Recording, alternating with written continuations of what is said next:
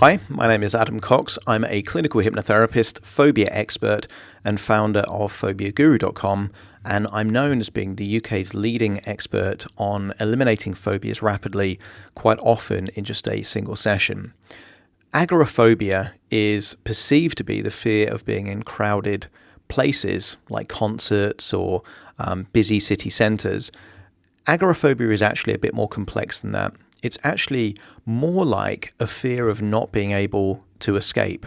So quite often, if people are in busy crowds, and even though they're surrounded by people, there is a feeling that they could be trapped between people and they can't escape. So think of agoraphobia more like a fear of being able to get away or escape.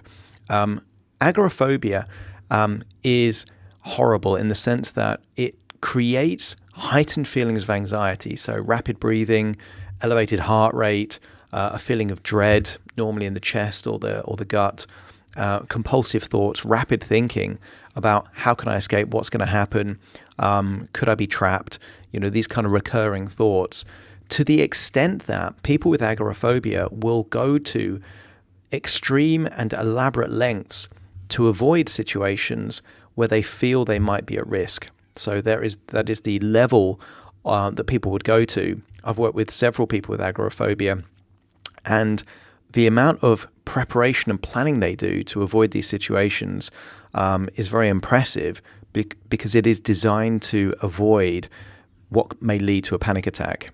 And quite often there is a cause and effect relationship because they may have had some kind of heightened anxiety or panic experience in these situations. They go to extreme lengths to avoid the very situations that might cause that same thing, but that itself puts them into a heightened state of anxiety.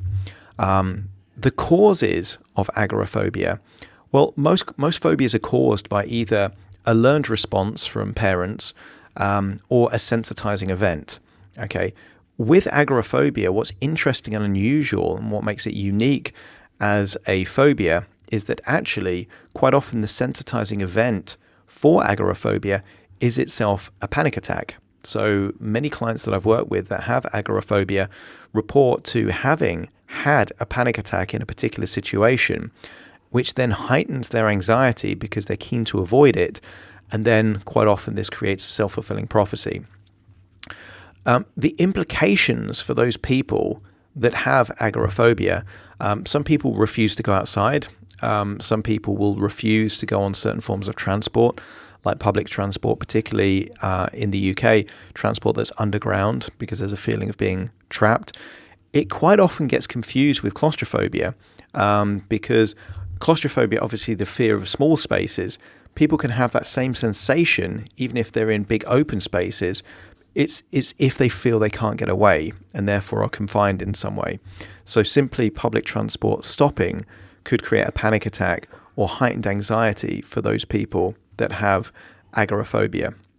The solution to agoraphobia really is going back, using things like regression, going back to the very point at which that first panic attack happened, but with new resources to actually break down that belief, because quite often agoraphobics believe that they will experience this again and it's inevitable in certain situations. So it's about breaking down that belief and introducing new neural pathways that put people in a resourceful state. Probably the best example that comes to mind for me when I was working with people with agoraphobia was a man who was afraid of being on public transport. He would go to elaborate lengths to avoid it. He would manage to go on maybe one stop before getting really, really panicked and then having this sense of relief as soon as he got off the tube, because it was really the fear of it stopping that was a real worry for him.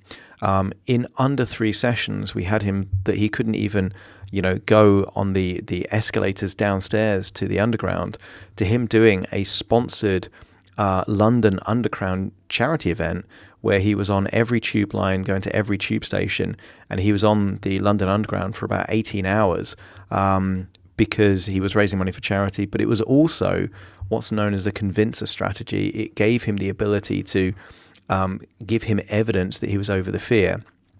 And I remember having the conversation with him. I said, you think that getting over this fear is going to feel like exhilarating and you're going to feel amazing. the truth is, and I said this to him, when you are bored on the London Underground because you know you've got 10 more hours of being on there, that's when you'll really know that the phobia is gone, because how can you feel boredom at the point where before you were feeling on the verge of panic? So I've got lots of experience working with people with agoraphobia in all different situations. It's not always public transport. Sometimes it is crowded spaces or lots of people. There's two main ways in which I help people. The most popular is one-to-one sessions. So people can book a free 30-minute consultation call with me to discuss it. There'll be a link below that you can book one of those completely free of charge, just to ask me any questions about the phobia. Which then leads on to most people working with me one-to-one these days over Zoom. And normally it's about between 1 to 3 sessions, more than sufficient to permanently eliminate a phobia. But other people prefer to buy a 7-day phobia elimination course completely online, just downloads. Not very expensive and has a full money back guarantee. And again, there'll be a link to that. So a couple of ways in which you can completely eliminate your phobia fairly rapidly. I hope this video has been useful. If you have any questions or comments, please comment below. And just know that this phobia doesn't have to be permanent. It is temporary and it can be eliminated. Take care.